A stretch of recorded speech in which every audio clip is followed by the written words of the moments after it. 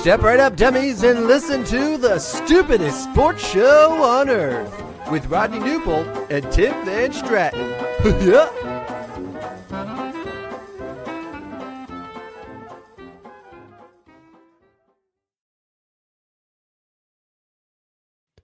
Well, hello, dummies, and a welcome to episode number 111 of the stupidest sports show on earth. My name, as you all know, is Tim the Big Sleep Van Strat, and I'm joined by Rodney Newpol. Rodney, happy Tuesday. How are you? What's going on, man? What's going on? The Big Sleep. That's an interesting one. Who was that? It is Google AI says it's Tracy McGrady, but I don't think anyone ever called Tracy McGrady the Big Sleep.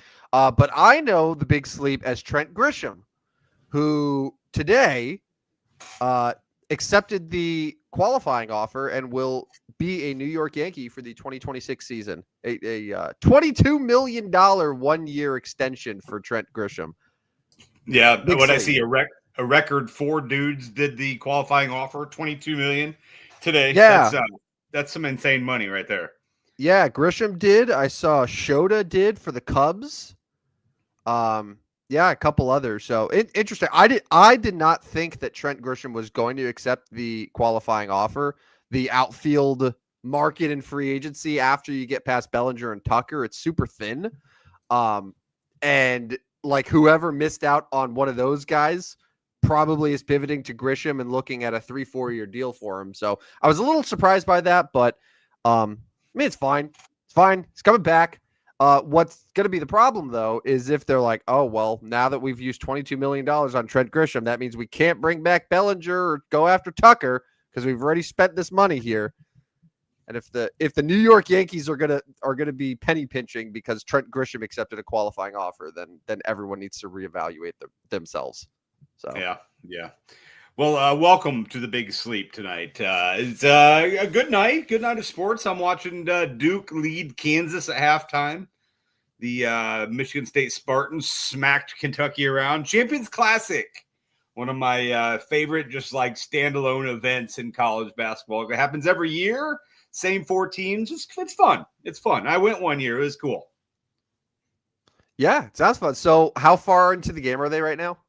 Halftime, Duke went on a big run right before the end of the first half. Duke's up 8, I believe, at half. They should beat Kansas. Kansas without Darren Peterson in this game, and the Jayhawks struggle really mightily so far this year. So I think Duke will end up winning this game, but it's an 8-point game at halftime. Yeah. All right, well, we got a great show for you tonight. Thanks, everyone who is tuning in over the next hour. We're going to cover lots of stuff tonight on the show. We got NFL. You have updated your power rankings 11 weeks into the season already, and the power rankings are ever changing. We're also going to do a little bit of a update on my hot NBA takes from a week and how I've already cursed 2 of them. Yeah. Already. Little MLB free agency talk that's not just about Trent Grisham accepting a qualifying offer, even though I know that's what the people want to hear.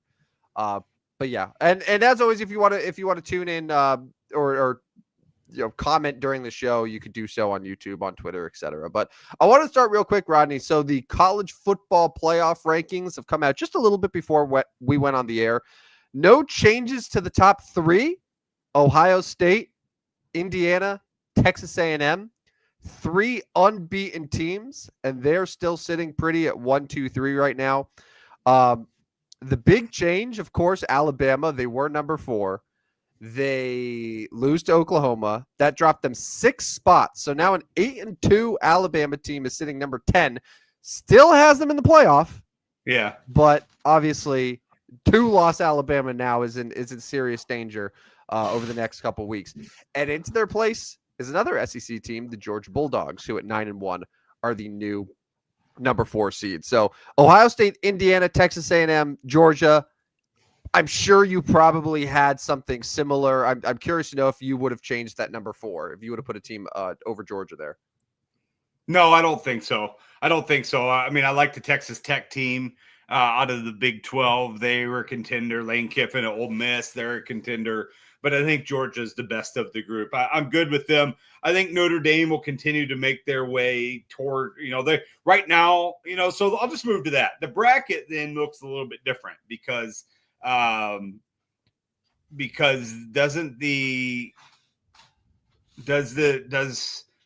do they change that this year? So does the bracket go straight 1 through 4, or does one of the conference champions get a right? Yeah. So like Texas Tech, the winners of the Big 12, I think would end up getting a 3 seed. Go ahead. Yeah. So the 5 highest ranked conference champions will all make the playoff. Yeah. But the committee is using a straight seeding model. So the top 4 teams in the final ranking, regardless of conference championship, will receive a first round bye. Okay. So like last year when it was what would it was like Boise State, Arizona State that were in the top 4, but now it's going to be just regardless of whether you're a conference champion or not. Like you win the conference, you're in, but that doesn't necessarily guarantee you a top 4 seed now. Yeah, so that means Tulane, who slipped in at 12 as kind of the quote-unquote mid-major, for the better use of better term there, they took South Florida spot. They would play at Texas Tech, and the winner would get Georgia. 9 Notre Dame. See, I think they're going to get a chance to host. They're going to find a way to get into a top 8, I think. And I don't know as if the committee's going to keep them at 8, because I think you're going to want to see. I think you're going to end up seeing Notre Dame away from Ohio State. Notre Dame, Ohio State second round just seems too juicy for a final matchup. But Notre Dame at Oklahoma in the 9-8 game. The Miami against Ole Miss. So Miami right now is 13 in the rankings. However, they're technically the highest ranked ACC team. Yeah. So it would be Miami at Ole Miss. However, Miami faces kind of a harder road to win the conference title, because if Georgia Tech, and I'm reading this now, if Georgia Tech beats Pitt on Saturday and Virginia beats Virginia Tech next week, it'll be Georgia Tech and Virginia playing for the ACC championship, which then the winner there would get an automatic playoff berth. So Miami's in now, but like Miami definitely faces an uphill battle to get there. So BYU at 11 and Utah at 12 actually don't even get in because of Tulane and Miami getting that spot. Two Big 12 teams there. I find it interesting. Texas is at 17, Michigan 18. Teams with 3 losses. We've talked, and you and I have talked a little bit about the Illini there at 21. I'm guessing those teams are pretty much shut out at this point. I mean, because even USC, they win, they could probably slide into 12, but none of those teams, there's not going to be enough teams slide out that, team at 18, 19, 20 are going to move all the way up. So probably USC at 15, Georgia Tech at 16 is about the cutoff of teams I think have a chance here. Yeah, I think you're right. So USC, so if USC wins out, they're probably good for an at-large bid, right? Because they're sort of in that, like, they're kind of in that tier of like next team in. Yeah. I think if they win out, because that means they beat Oregon, they win their next one, then they would have to. But winning out would mean they would have to win the Big Ten championship against Ohio State. Or are you just saying win out in the regular season? I think win out in the Yeah, that's tough though, because then if they lose to Ohio State, that's a 3-loss team. Yeah, but can you be punished for losing in a conference championship game? Well, we've seen year over year. Yes, you can. Yeah. That's one of the issues with the whole thing.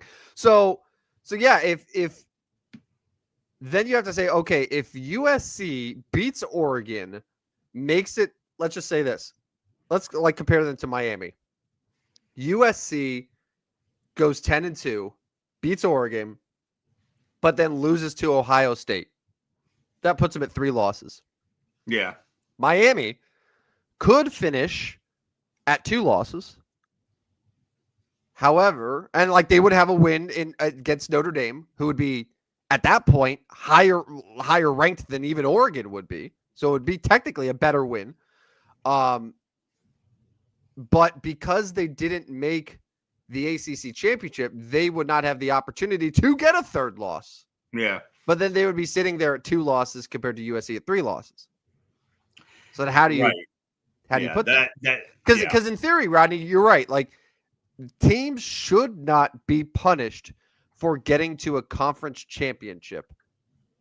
However, they're always punished when they lose that conference championship. Yeah, and in this case, it would be the number 1 team in the country. You know, the team that everybody mostly is picking to win back to back. So we can talk more about that in a bit. But the team I find interesting is Oklahoma. Their losses are to Texas and Ole Miss. Now, they do have their last 2 games. Now, is against Missouri and against LSU. Now, I get it. LSU hasn't been great by any means this year, but 2 programs I think could be on the lookout to possibly upsetting them. So I think Oklahoma is a team that obviously they can't afford to lose one of these at 8. They would drop to 11 or 12 or 13 and fall out. So that's a team to watch. And then, of course, Oregon, that Oregon USC game. If USC does win, does that mean Oregon falls out? I think that would be interesting as well. So certainly in these last 2 weeks, some interesting games going to happen. Absolutely. Yeah. So how many, so we got 2 more regular season weeks and then it's conference championships? Yeah, basically 2 more. So yeah, it'd be, it'd certainly be interesting to see what happens these last 2 weeks. So this week and then Thanksgiving weekend, there'll be a bunch of games. Yeah, that's it. Because December is basically the conference championship. I'm looking at Alabama here. So despite Alabama now falling to number 10, according to ESPN research, they still have a 71% chance to make it to the SEC championship. They only have 1 game remaining on their schedule. It's at Auburn in the Iron Bowl. Well, because they have Eastern Illinois this Saturday. Yeah. And also they have the tiebreaker advantage against Georgia as well. Georgia's done with SEC play, but loses the tiebreaker to Alabama.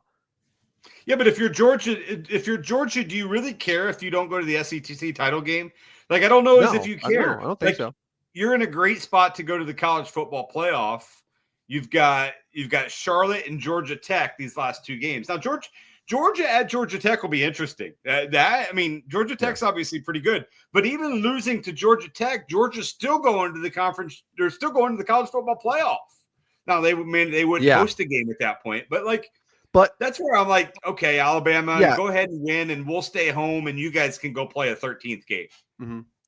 Because one more thought on that, so Alabama may have to play a 13th game, and then they would essentially maybe have to win 3 or 4 more to win the national championship. They could play 17 games. Mm-hmm. Yeah, that's a lot. That's a lot of football. If Alabama at 2 losses, and then Georgia finishes at 1 loss, but Alabama ends up let's say Alabama goes all the way to the SEC championship and wins the SEC championship, would they be ahead of Georgia? I could see a situation where Alabama would jump up to 6 and Georgia. That's going to be hard to move Georgia down to 7. But Georgia didn't do anything to fall down because then also the team ahead of it, one of the teams ahead of it is Texas A&M, and in this scenario, Texas A&M loses to Alabama in the SEC championship. Yeah, that's certainly going to play out and be interesting to see what happens. But you would think Alabama should be ahead of Georgia, but they won't be because they can't jump that far. I just don't think you can jump them that far. Yeah. Well, we'll see what happens. But, lots of intrigue over the next few weeks with the college football playoff. So, moving on here to NFL, we are 11 weeks into the season. And I don't know what the hell is going on. That's basically where I'm at with the NFL. As of today, I'm going to give you some stats here. As of today. Now, imagine, Rodney, this is something that I told you back in August, that this is how we would look about a week from Thanksgiving, okay? The Kansas City Chiefs, the Baltimore Ravens, and the Detroit Lions are currently out of the playoffs. Yeah, wild. The Denver Broncos and the New England Patriots and the Indianapolis Colts all have 2 losses apiece and are the top 3 teams in the AFC. And how about this one? The Chicago Bears are 7-3 and in first place. And hell, you know what? I'll even throw one more at you. The Carolina Panthers are a half game out of first place in the NFC South. Yeah.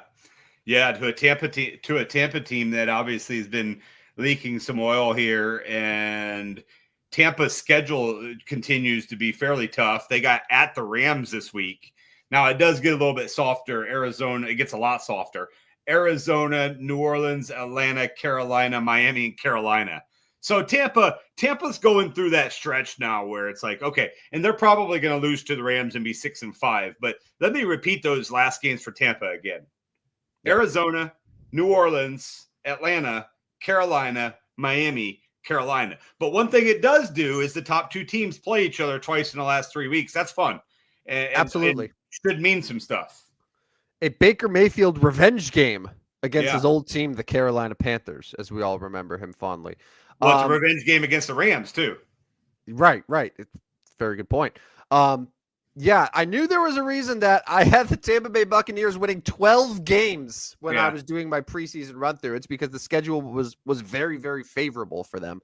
If I had to say right now, I would still pick Tampa Bay over Carolina, just because Carolina is so totally unpredictable. But the fact that it's now going into week 12, the Panthers are 6-5.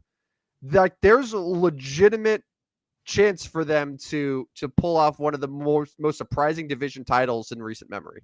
Now, I will say Carolina's only going to be favored in one more game the rest of the year, because Carolina's schedule at the 49ers, underdogs, with the Rams, underdogs, at the Saints, their favorite in that one, and then it's with the Buccaneers, probably still underdogs, with the Seahawks, underdogs. At the Buccaneers will be underdogs. Yeah. So but the schedule favors Tampa, but they get to see each other 2 out of 3 weeks. It does, but there's a lot of home games for Carolina. Like, the game at San Francisco is tough, but every other matchup there, like they're at home or they're on the road against a divisional opponent, which like anything can happen in those. Yeah, so, no, I agree. So it should be, that division should be fun. Atlanta, man, Atlanta. Oh, I was I mentioned this to you, I think, yesterday. So Michael Penix Jr. is now looking like he's going to be out for, are they thinking the rest of the year with Penix? Mm-hmm. So Atlanta last offseason signs Kirk Cousins to a monster deal. A month later, drafts Michael Penix Jr. with a top 10 pick. Yet here we are 18 months later, and they're somehow in quarterback hell. And you would think, okay, it hasn't worked. Surely they can get a nice high pick for next year. Wait a second. They apparently did the New Orleans Pelicans school of draft pick handling, because back in April, the Falcons were like, hey, you know what? Why have 1 first-round pick where we can have 2 first-round picks this year? They gave up their 2026 first-round pick to the Rams to move up, I don't know, however many spots it was, back into the first round for James Pierce Jr., defensive end. So they gave up a first-round pick, which as of today is 8th overall. Yeah. And it's probably going to end up being like a top 10 or 12 pick. That's going to go to the Rams, who are 8-2 and the betting favorite to win the Super Bowl. Yeah. So basically we can say the Atlanta Falcons are the New Orleans Pelicans of the NFL. That's pretty accurate. Like, I feel good about that comparison, honestly. But like, is there a team right now, Rodney, that you think, I'm sure there probably is, but like, when you think of a team that's just in a horrible, horrible position as a franchise right now, like the Atlanta Falcons are way up there for me. Falcons are up there. The Jets continue to be up there. But the Jets, yes, but the Jets also now have a bevy of picks from their trade deadline fire sale. They're going to have the ability to draft a quarterback high next year. Like the Falcons have all of their they've mortgaged everything in their two quarterbacks. Neither of them are good. They're both one of them's hurt, and they're not going to have a first round pick next year. Yeah. But on the other side, I would say I think the Rams continue to be in great spot. I mean, obviously Matthew Stafford's going to be about done, but you've seen an elite Matthew Stafford. He's probably going to come back for another year. The Rams can afford to draft a quarterback and let him sit next year if he want to, because this is going to be a weak quarterback class. Yeah. We never really know. It's projected.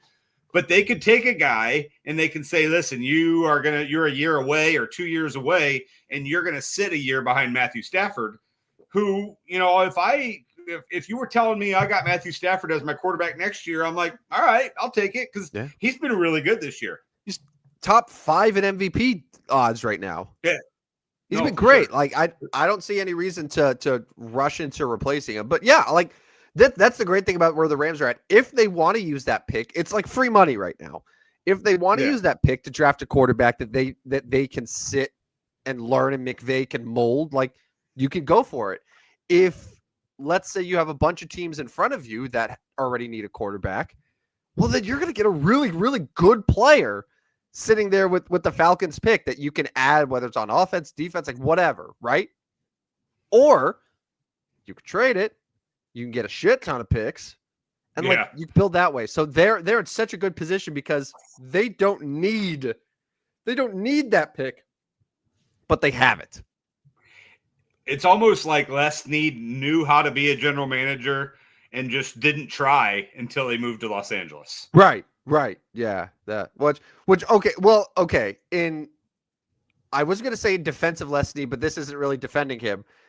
The guy who was famously like F them picks, who traded draft picks and went all out. And if the Rams didn't win that Super Bowl, I think we would be evaluating how he's done as a GM very, very differently. Yeah, but, for sure. Like, so we can't just be like, oh, the guy's a regular Sam Presti with the way that he accumulates draft picks. No, it's always been the opposite with him. But it just so happens that now, they won the Super Bowl. The pressure was off a little bit. This was a deal that Atlanta, I'm sure, came to them and said, oh, we really, really want to move up. And the Rams were like, okay. You're first next year, go for it. And now they're in a great spot because of it. Yeah, I mean, and in the end, a good chunk of this Los Angeles Rams comes down to Sean McVay. Yeah, all of it. Yeah. Well, not all of it, but a good amount of it. The right answer. I mean, all of it's about the right answer. I mean, Sean McVay is tremendous, and we know that. Like, can you believe a couple years ago he thought about giving it up and doing like something else? Like, dude, literally he could coach. He could get any job he wanted in the NFL. Like if he was done with the Rams tomorrow, Buffalo would fire Sean McDermott to give him that job. How many coaches, if Sean McVay decided, you know what, I want a new challenge. I'm sick of the sunshine. Like I want to just go somewhere else where I'm needed, right? How many current teams would not fire their head coach and replace him with Sean McVay? Well, I would go as far as saying Baltimore and Pittsburgh would even find ways to say, hey, Mike and hey, John. Both those guys are already. Those guys might be quietly on the hot seat. Like, of course. And those are the two most tenured guys. Now, guys like Andy Reid, Kansas City's probably not doing it for Andy Reid. They're probably saying, you know what, we're not doing it. Philadelphia's probably trying to find a way, right? Like, hold on a second, because I'm told that Nick Sirianni is such a genius that there's no way they could replace him. I mean, their offense has been so amazing. I don't know how you could replace them. I mean, Philadelphia is probably doing it so shadily under the radar. Like, hey, we're gonna set Nick up for failure somehow here and get you in, Sean. But so my answer is there's 32 teams. You can't count the Rams. So you're down to 31, like 29. Probably not the Chiefs, and probably not the Eagles because they are Super Bowl champions and you just can't. But I think any other team would, right? Yeah. Did you say Jim Harbaugh? Let's say it would the Chargers maybe not. ditch Jim Yeah, Harbaugh to probably not. replace him with Sean McVay? Not Jim. Yeah, I don't think the Chargers would. So Chargers would be number 2. You could go Chiefs, Chargers. I don't think those two would replace. Would the Broncos get rid of Sean Payton for Sean McVay?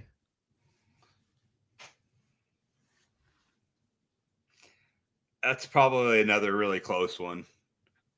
It's one of those things where, in theory, they should, but like, I don't think they have the guts to do it. Yeah, I don't think so either. How about this? Would the Patriots get rid of Mike Vrabel?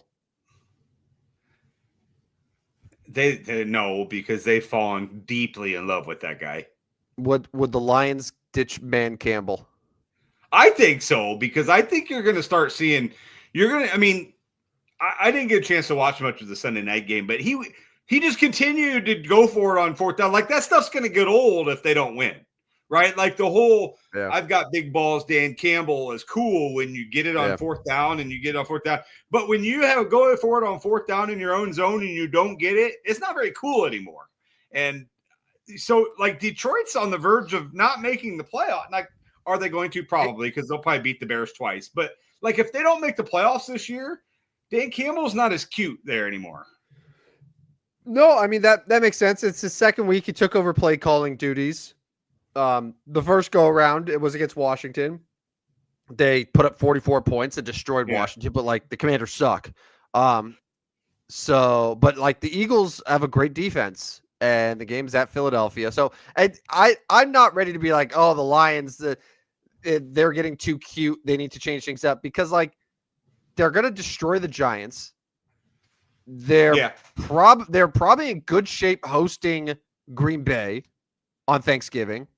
Probably. And then they host Detroit. Like, they got 3 straight home, or not Detroit, Dallas. So they got 3 straight home games where they're going to be favorites. 2 of them against teams that they should absolutely murder. So like, I think that we'll be having a different conversation about the Lions a couple weeks from now. But like, I understand what you're saying. That he's not the total untouchable that maybe he was at this point last year, if there was a great head coach available. Right.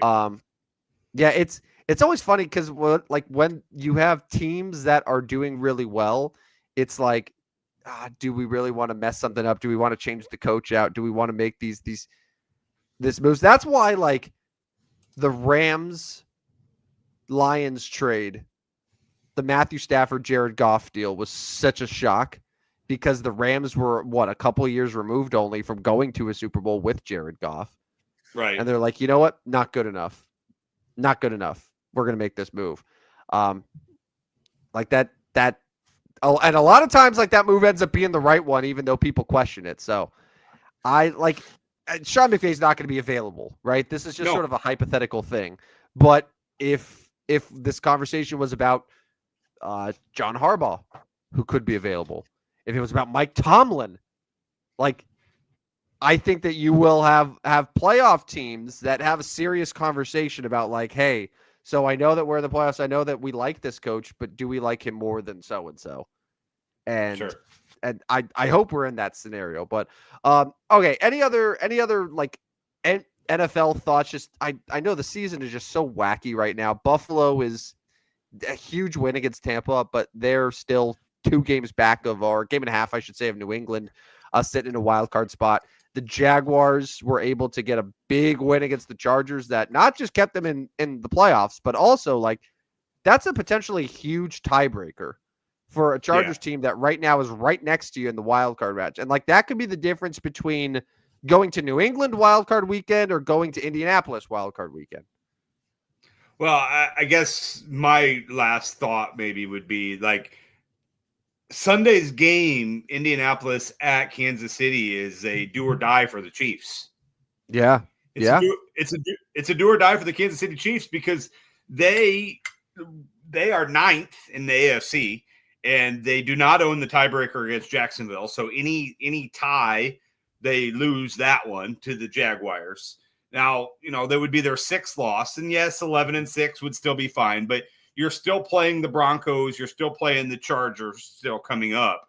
Like, okay, you split those. Now you're 10-7. 10-7 may not make it in the AFC. So I think it's a do or die for the Kansas City Chiefs against a good Colts team coming off a bye. So that's a big one to watch. That's a huge, huge game. And yeah, I would say of all those AFC teams right now, I mean, Kansas City is just they're sweating. They're sweating a little bit right now because they have a losing record in the division. They're 2-4 in the conference. Like, they're basically on the wrong end of every tiebreaker right now. Yeah. The only tiebreaker that they have that they feel okay about is they have the head-to-head win against Baltimore. But Baltimore's not really thinking about a wild card spot because Baltimore's just a game behind Pittsburgh, and they still haven't played the Steelers yet. They got 2 games against the Steelers that are coming up. And so, like, I'm sure the Ravens are at this point are thinking, oh, yeah, we're just going to take the division, get the 4 seed. And who cares about the wild card? But at this point, like, Kansas City's not winning the division. It's wild card or nothing for them. And like I could see Kansas City being the 7 seed and being the last team in, gets in by the skin of their ass only because the end of the year super favorable to them. Where you mentioned against the Colts, that's a tough matchup, but they're at home. But then at the Cowboys, they should win. Hosting the Texans, they should win. Hosting the Chargers. I know the Chargers got them last time, but this is going to be a home game for them. And then you got Tennessee. You host the Broncos, and then the Raiders. Like, it's like they could win out. They could win out. They could. Yeah, they could. One more team I wanted to mention, and we did mention these guys, but I have kind of a different thought on this. The Chicago Bears. Okay, so yes, they're winning the division. And we talked about how the schedule was going to heat up. But let me ask you this. Is it really? Because it's the Steelers, the Eagles, the Packers, the Browns, the Packers, and the 49ers. What do all those teams have in common? Maybe with the exception of San Francisco. But the next 5, the Steelers, the Eagles, the Packers, the Browns, and the Packers. I know Steelers. Well, I know Rodgers is hurt. Packers might have Josh Jacobs injury problem. Browns, they all have offensive major questions. Steelers, major offensive questions. Eagles, major offensive questions. Packers, major offensive questions. Browns, they don't have quite, they did just terrible. Packers again. Even the 49ers, I would put them into the kind of have offensive questions, right? Like, okay, yeah, Christian McCaffrey is kind of a pretty good explanation point to your question.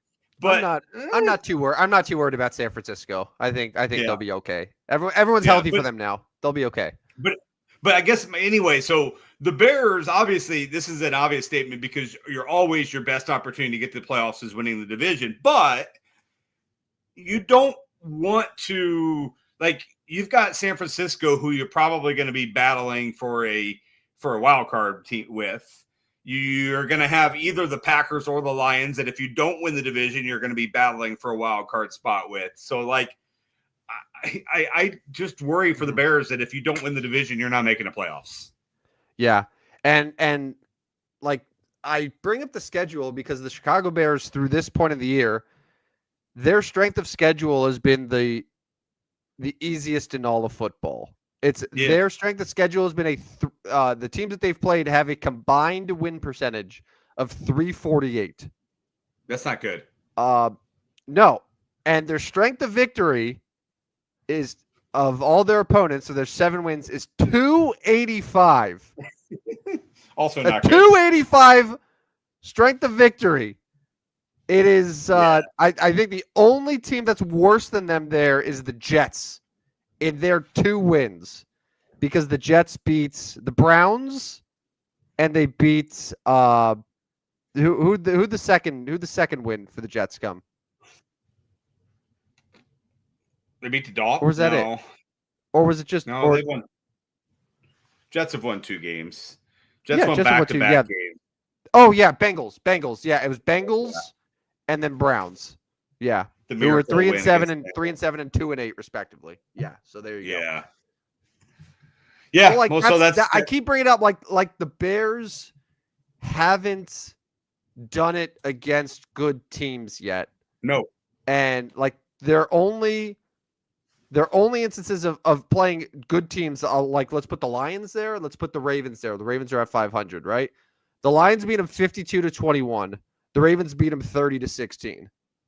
Like totally non-competitive. And the Bears were very, very, very fortunate to win against the Bengals, Vikings. against the Giants, against the Vikings. Well, yeah, I mean, like they gave up the go-ahead touchdown with 50 seconds left, and then it was Duvernay who ran it back 60 yards. Like the Bears get credit for making those plays, but also it's like all of the things that could go right for them in those scenarios have gone right. Yeah. Yeah. And we're not used to it because normally it's the opposite. It was like the opposite. Like, honestly, what should have happened is last year's Bears team probably should have been a little better than they were. And this year's Bears team, I think, should be significantly worse than they are. Yeah. They're pretty much the same team that they've been, but just like one or two plays here and there have changed the perception of them. Yeah, and some of it has to do with coaching. I mean, Eberflus, we know really. Yeah, sure. Stupid. So yeah, it'll be interesting to see what the Bears do. I mean, their game against the Steelers is a big one too, because both those teams are divisional leaders, and both of them have teams breathing right down their necks. Yeah, game is in Chicago too. Is Rodgers out? Is it broken wrist, or I know it's his non-throwing hand. It was not broken, I don't think, right? Oh, so I'm gonna see what the latest is. It's early in the week, so we may not know injury report quite yet. Let me see what the latest they said here was. Yeah, Tomlin's saying that he doesn't need surgery to repair a fracture to his left non-throwing wrist. Didn't rule him out for this Sunday. And they're just basically they're just keeping it close to the chest right now and saying, hey, we're just taking it day by day. So we'll see.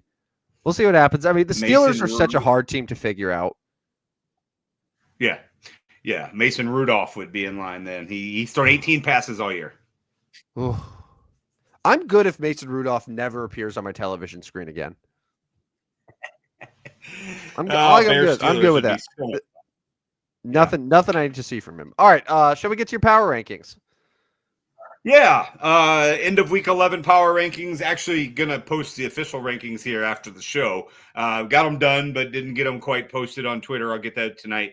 But I do have them here, and we're actually just going to stay the same at the bottom five. All five teams lost.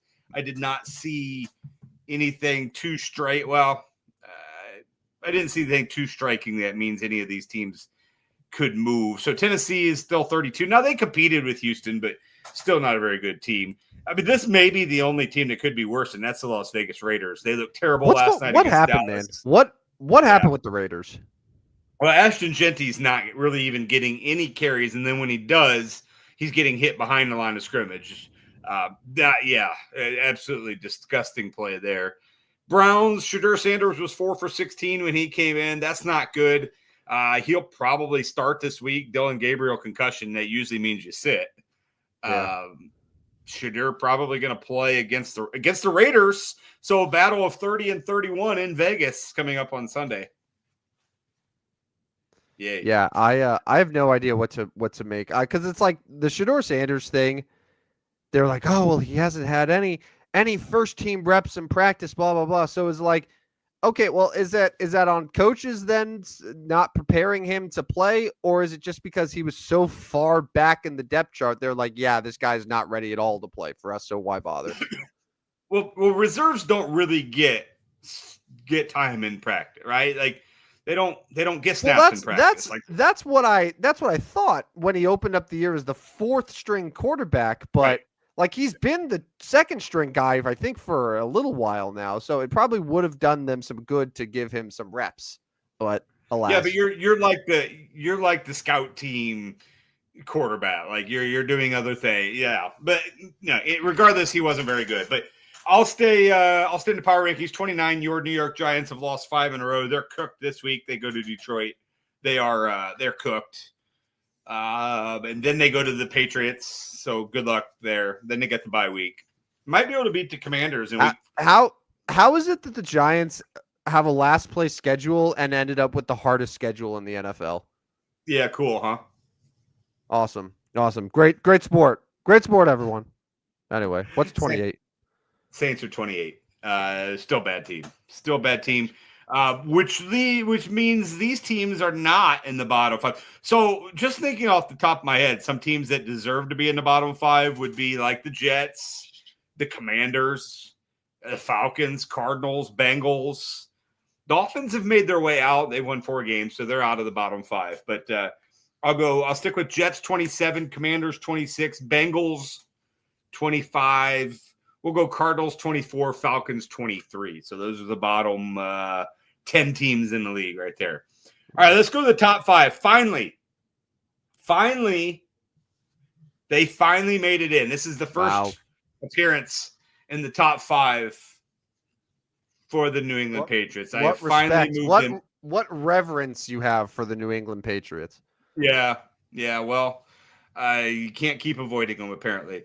New England Patriots, number 5. I'm going to keep the Chargers 4. They were 4 last week. I'm going to keep them 4. Yes, they had an impressive. No, they lost, didn't they? They lost. I probably should. Yeah, they got absolutely murdered by Jacksonville. Yeah, I have the wrong team here. This should be. Hold on. This is great radio great show. A live edit right now, folks. This is history. I got to be honest. I was a little stunned that you still had the Chargers, and I was like, all right, this is just stubbornness right now from Rodney. The Denver Broncos are number 4. The respect. So the Patriots and Broncos, first time for both of them. Yes, amazing. It is. They both move into the top 4. So Patriots 5, Broncos 4. I've moved the Rams up to 3. They're good. Good team. Probably could be 2, but I'll keep the Colts at 2, or move the Colts to 2, and the Philadelphia Eagles 1. The Philadelphia Eagles have, they're following the same trajectory that the Chiefs did last year or maybe 2 years ago, where like the Eagles used to be unstoppable on offense. And then there came a point where the offense just came to a screeching halt, and they just had to win these games by any means necessary. And it was disgusting and ugly, but they found a way to get it done. That's where the Eagles are at right now. It's the same that happened to the Chiefs, where they used to be beautiful, and then it became disgusting. But they win football games, and that's all that matters by the time they get to January. How you win those games. Rounding out the top 10 is interesting because I think I'm going to go with Bills 6. Lions 7, Seahawks 8, Ravens 9, Chargers 10. Ugh.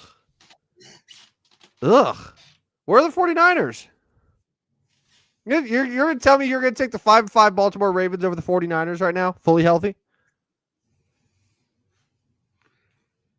I mean, the Ravens have been playing pretty good for the last month. You know I'm a sucker for Derrick Henry. No, I know you are. And hey, did he get 100 yards and a touchdown, right? No, but he didn't get 2. But he didn't get 2, yeah. How much would you have won, or is it too painful to share? Just shy of 1,000. Just shy of 1,000 for my Christian McCaffrey. Who was the other one that needed 2 touchdowns? Somebody else, and Derrick Henry all getting 2 touchdowns each. I was 1 touchdown short. Derrick Henry didn't get in. They threw it to Mark Andrews instead. Anyways, that's my power rankings. So much worse, Rodney. They didn't throw to Mark Andrews. They handed the ball off to Mark Andrews. Did a little end around or whatever, and then he went 30-something yards to the house. That's even worse. Yeah. All right. Anyway, okay. So last week, this is just a quick update. Last week, I gave some NBA hot takes. These were bold predictions for the season. So I had a few of them.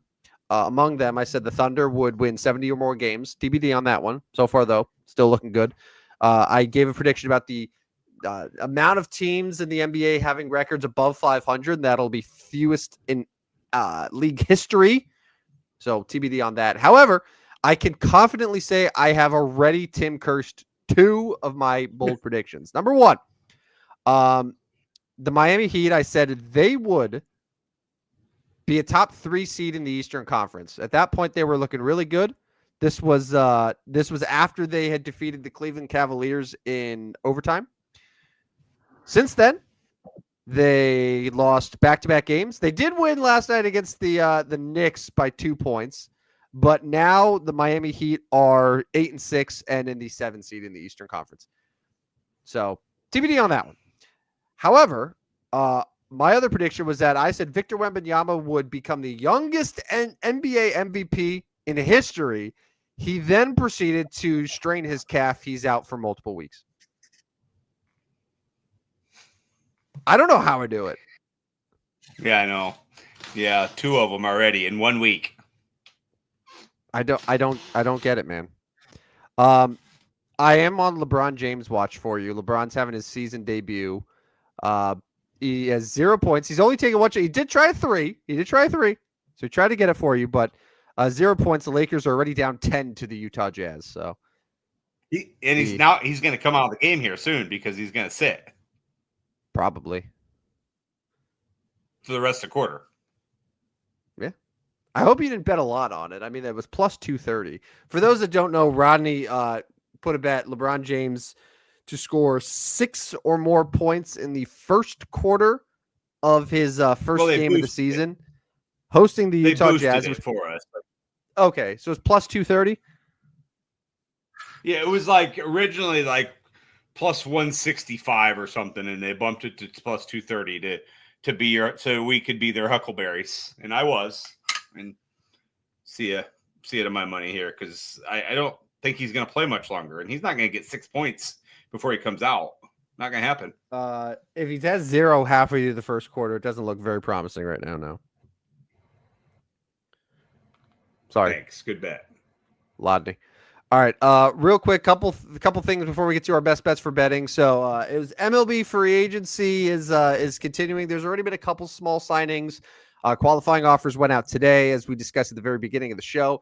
But I just wanted to do a quick little game with Rodney, give him 5 names.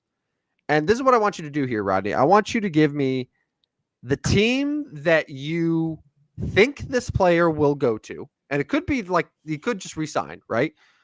So either the team that he is going to go to, and then give me a team that you were like, hey, you know what? This would actually be a fun. Like, this is a possibility. I think that this would be a good, unexpected surprise. Like, could be fun to see him go there. So let's start number 1. He's the big free agent. He'll more than likely command the largest contract of anyone. Kyle Tucker. So where do you think Kyle Tucker will sign? And where do you want Kyle Tucker to sign? I think Kyle Tucker is going to sign with the New York Yankees. Interesting. Where would he be fun to sign? He'd be fun to sign with the Seattle Mariners. Yeah. I mean, like the Mariners re-signed Josh Naylor. That's a team that like the Mariners randomly will have huge splashes. Like, yeah. It's not like they're a franchise that's totally immune to big free agent signings. Like, this is a team that famously gave Robinson Cano a massive contract to poach him from the Yankees. Like, they've made big signings before in the past. If fit a need, be massive there. Yeah, that's an interesting one. All right, I think Kyle Tucker will be a Los Angeles Dodger. And I would like to see Kyle Tucker. I think it'd be fun to see the Detroit Tigers get in there and make a big swing to say, hey, you know, we still have Skubal. Like, this team's still really good. Let's see if we can add a huge bat in the middle of this lineup long term. Like sort of the new age Mickey Cabrera for them. So I think the Detroit Tigers would be a fun place for Kyle Tucker to sign. Okay. All right, number 2, Bo Bichette nearly won a World Series with the Toronto Blue Jays. Where do you think he's going to go? Where do you want him to go? I think he's going to go back to Toronto I don't want him to go here, but an interesting spot would be the Chicago Cubs. I don't want him to go there. Presumably to play second or third base.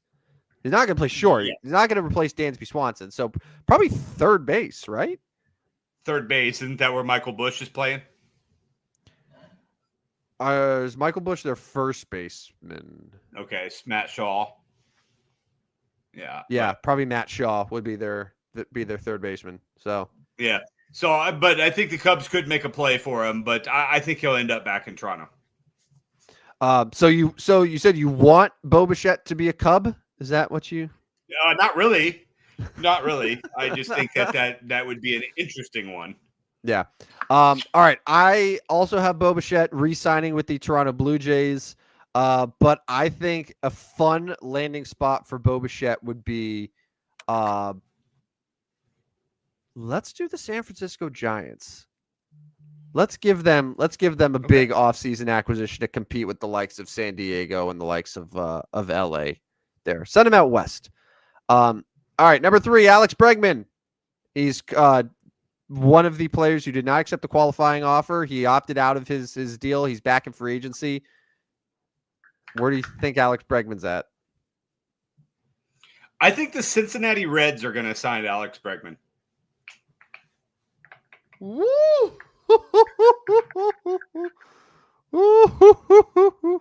I would love that. Wow. I would love that. I mean, they could use a nice third baseman. Yeah, they got Ke'Bryan Hayes, who can't hit for shit. No. But I mean, you got the DH in the National League, so you could use Bregman at DH if you needed to. But yeah, and the Cincinnati Reds, why not? So I'm going to say that's you think he'll go there and you want him to go there. I don't really want him to go to the National League Central. I don't really want him to go to National League Central. Where I want him to go is the hell. Just go back to the Houston Astros. Just go back to the Houston Astros. Just go away. Yeah. I don't know. I'm kind of tired of Alex Bregman, to be honest with you. Like, I feel like he's been around forever. I would guess him leaving Boston means that they're going to be much more open than Nolan Arenado getting traded there. Mm-hmm. All right. So Bregman, I think he resigns in Boston, but I think it'd be fun if he, you said Kyle Tucker for Seattle. I think Seattle could be a good spot for Bregman. So who was Milwaukee's third baseman this year? No, they got all sorts of young guys. They do have a plethora of young guys, don't they? Maybe how about this? What if Philadelphia is like, hey, you know what? Let's trade Alex Baum. They're gonna have some guys that are free agents, free up some room. Maybe they make a huge splash and they get Alex Bregman and they put him in the infield. They add him to a team with Bryce Harper and Trey Turner. That's not a bad idea for Philadelphia. Right. Yeah. All right. Pete Alonso. Do you think Pete Alonso leaves the Mets? I'm starting to think he does. Where are you at? I think he will as well. I think the feelings may be a little mutual on that they're kind of ready to move on. He's kind of ready to move on. Give me he stays on the East Coast and is signed by Baltimore. That's who I was gonna say. I was gonna say that was my prediction for Pete Alonso, Baltimore Orioles. Like that, I don't know why, but that just feels like a move that is that would be within their price range. Like that gets their first base locked up. They get that middle of the order bat. They're back in contention. Like that's who I was thinking for him. Exactly. Yeah. Where I would like for him to go, I'd like for him to go to Chicago White Sox so they'd have an interesting, exciting player to watch. What about your St. Louis Cardinals? At any point, have you considered any of these players as realistic St. Louis Cardinal targets? No, because we haven't got the number 5 yet. Oh.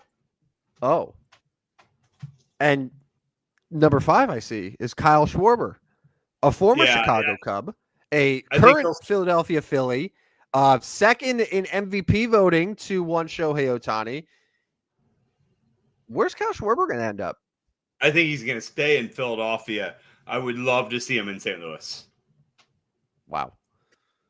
And just lock him up DH. So you have Kyle Schwarber and Wilson Contreras. Well, yeah, I mean they've got I mean you certainly could send Wilson Contreras out. I still don't think that's off the table. I think they certainly could look at trading Contreras. But yeah, I mean, yes, that would be that. Both those guys would be in there, and both of them kind of look like a DH role. But I don't. That doesn't really bother me. Go sign the better player, and that is a better hitter, the better offensive weapon, and that is Kyle Schwarber. All right. Let's wrap up the show here. Got a couple things. I know you're locked in on the Kansas game right now. What's the update there? What's the update? What's happening with Kansas Duke? Locked in. It's 69-64 Duke with 4 minutes to go. So again, they're probably going to win this one. LeBron came out at the 6 minute break of the quarter. Yeah, he's not coming back in for a while. It's 25-19 Jazz. Le bust. Le overrated. Le will never be better than Jordan. Keontae George has 13 early points for Utah. He's been good. Yeah. Yeah, no, not to get too bogged down in Utah Jazz talk, but I don't hate what they're building there. Yeah, no. There's a lot of young talent there. I'm not looking at them saying like, oh, that team's about to win a title, because like they're gonna have to face SGA and Wemby and Jokic out west, but like they got some players. Yeah. They're not a total embarrassment. Okay, speaking of embarrassment, let's get to our best bets for betting here. Rodney was very, very confident. We did our radio show on Sunday, and he's like, This is the week. I'm gonna catch up. And well, let's just get to it. So you did start off good Friday night. A little college basketball action. Arizona State covered the 13.5 points against Gonzaga. What'd you say? They lost by 12. So 12. Good win for you there. Bad start for me. I had the San Antonio Spurs covering the 4 points at home against Golden State, but they got curried. Curry dropped almost 50 on them, and Golden State ended up beating them outright by 1 point. So Rodney got a good little start, and he continued. Illinois, a 15.5 point favorite over Maryland once again, and you delivered here. So 2-0 start for you. I was able to get one back. I bet your St. Louis Blues and the Philadelphia Flyers would get into a shootout. The game was 5-5 midway through the third. So, again, I don't know why this was over 5.5 goals. People haven't been watching the St. Louis Blues in Vegas, apparently. But, yeah, this was an easy cash here. So, on to college football now. Rodney's first loss, Alabama losing to Oklahoma. I fell for this one bad. I knew it on Friday. I was like, I'm totally going to get caught here with my pants down. Louisville, 2.5 point home favorite against Clemson. I was like, this is too good to be true. And it was. So 1-2 start for me before we got to Sunday. Well, Rodney, what happened here? The Vikings, so their touchdown, it put them, were they at by 2? So even if they would have won the game, you would have lost the bet. Correct. JJ McCarthy kind of sucks, huh? Yeah, he's not very good. He's not real good. He's the kid that basically his fourth quarter of his first game is his highlight of his career.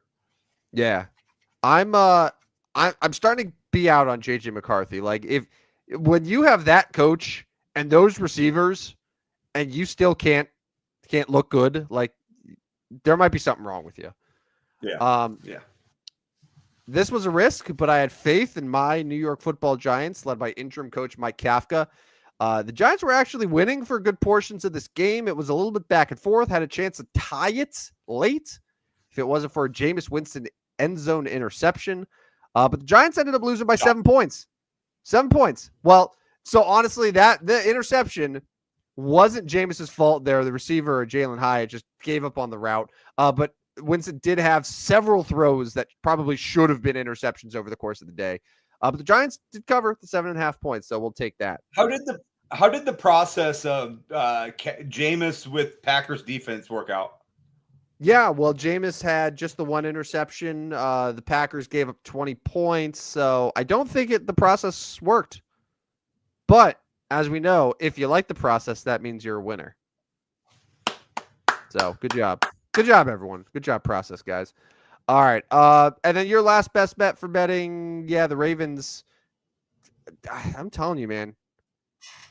If the Ravens can't blow out the Cleveland Browns in that type of game, then I don't know. I don't know what's up with them. And yet you want to put them over the 49ers in your power rankings.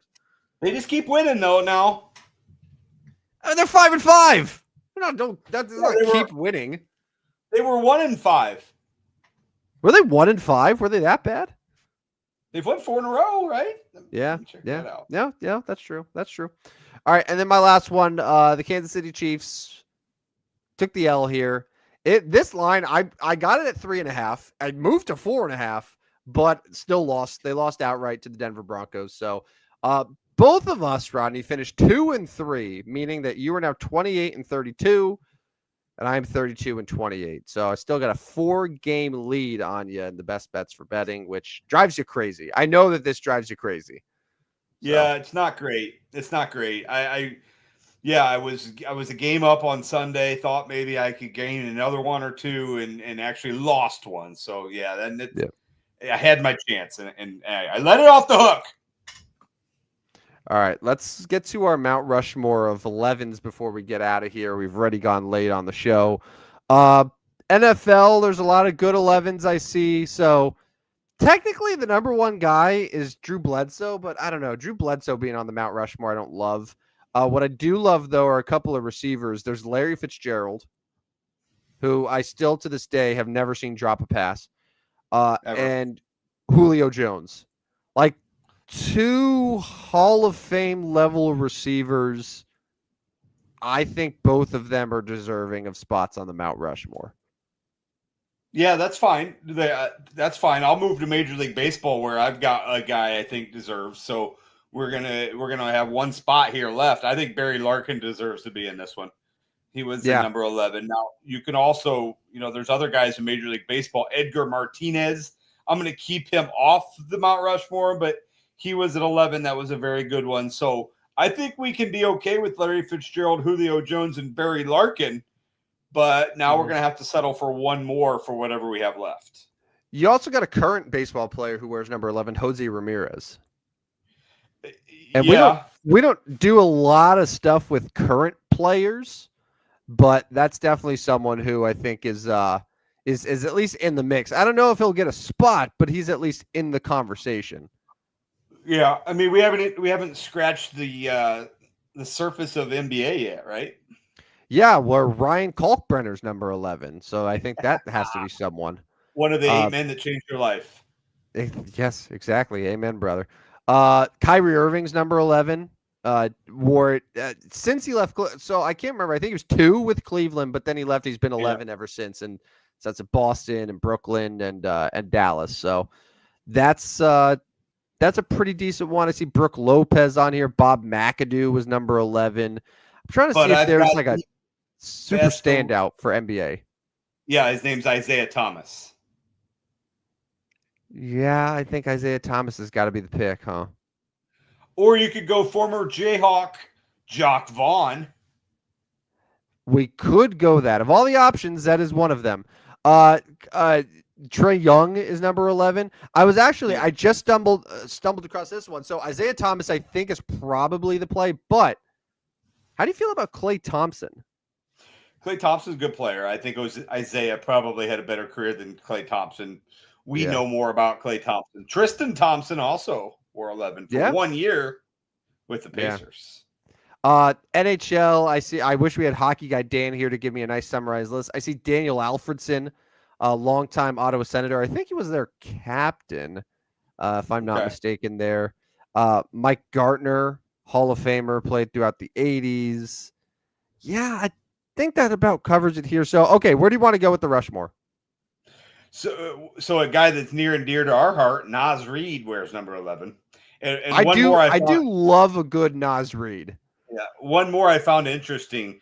There is a John Pritchard, a Kevin Pritchard, and now Peyton Pritchard, all wore number 11. And one more while I'm on it, John Tay Porter also wore number 11. A historic player. Okay. All right. There is a hockey player that we probably need to mention. Okay. Who I think if we didn't at least consider him, then Dan would sense it and he would come and kill us. Mark Messier wore number 11 throughout his entire 25-year career in the National Hockey League. Oh, snap. We could be in trouble here.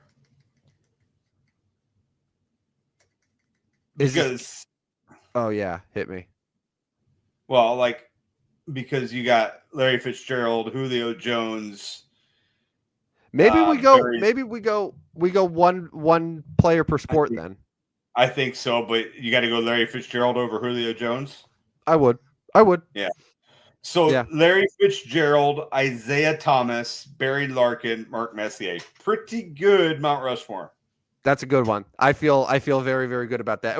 And there's a couple guys we didn't mention, like Phil Simms was number 11. We didn't even mention him, but yeah, we're at the point now where it's like you could confidently take a really, really great player from each of the four major sports and build your Rushmore.